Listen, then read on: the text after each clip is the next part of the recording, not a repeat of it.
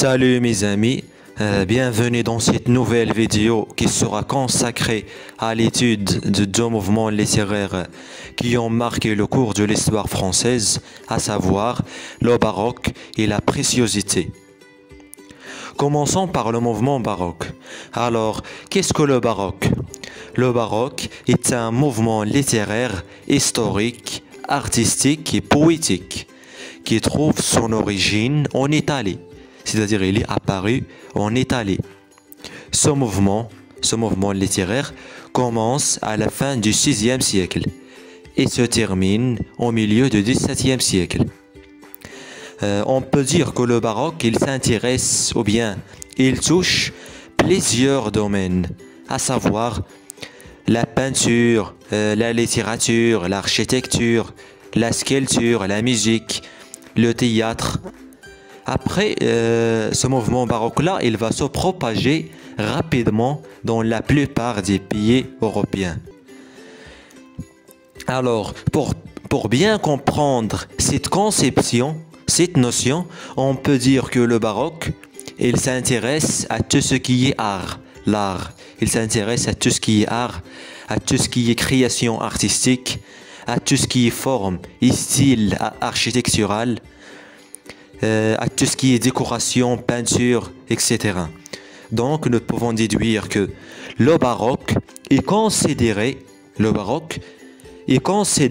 comme une véritable révolution artistique et esthétique qui a touché différents domaines que j'ai préalablement mentionnés. C'est-à-dire le baroque, il a touché plusieurs domaines, le théâtre, la littérature, l'architecture, la poésie et la peinture. Alors, il existe plusieurs formes de baroque. Commençons par la peinture baroque.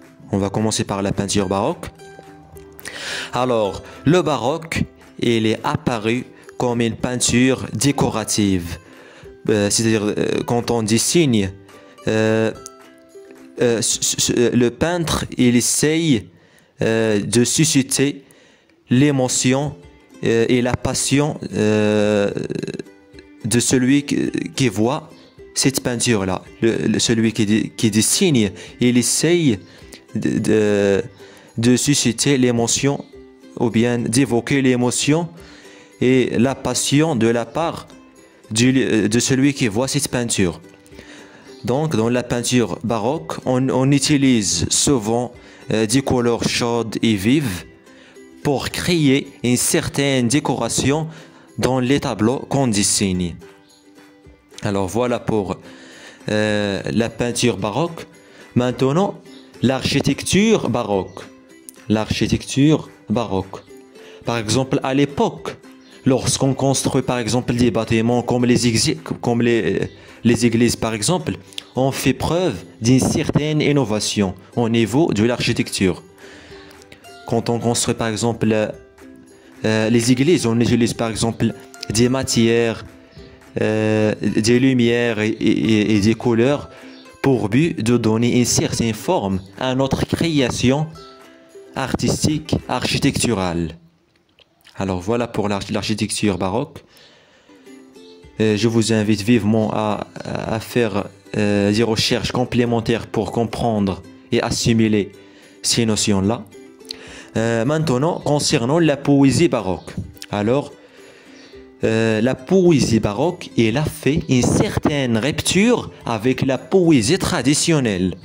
Elle a fait une certaine rupture avec la poésie classique et traditionnelle. La poésie baroque, elle va céder la place à l'imagination et à l'innovation. Et dans la poésie baroque, on trouve souvent des poésies lyriques et émouvantes qui traitent souvent des thèmes qui ont rapport avec la nature, l'amour et la passion. Alors, en ce qui concerne le roman baroque, on y trouve souvent des romans sentimentaux, des romans d'aventure héroïques, par exemple, qui traitent souvent des sujets des bourgeois.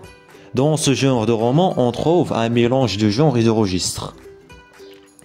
À propos du théâtre baroque, dans le théâtre baroque, On utilise souvent des formes classiques du théâtre, les formes classiques du théâtre. Et dans le théâtre baroque, on traite souvent du sujet dramatique qui relève de la vie quotidienne. Dans le théâtre baroque, il favorise l'utilisation de la tragédie-comédie. La tragédie-comédie. Alors, concernant les principaux figures emblématiques qui marquent le mouvement baroque, on remarque par exemple Agrippa d'Aubigné qui a un penchant pour la poésie baroque. Cyrano de Bergerac, il a un penchant, il s'est beaucoup intéressé pour le roman baroque. Une autre figure, c'est Pierre Corneille, qui a théorisé le théâtre baroque, etc. C'est-à-dire, chaque auteur a théorisé un domaine particulier relevant du mouvement baroque, qui relève du mouvement baroque. Maintenant, après avoir abordé ce mouvement-là, nous allons nous focaliser sur un autre mouvement qui vient juste après le baroque, à savoir la préciosité. Alors, la préciosité est un mouvement littéraire, artistique et esthétique qui est apparu au XVIIe siècle.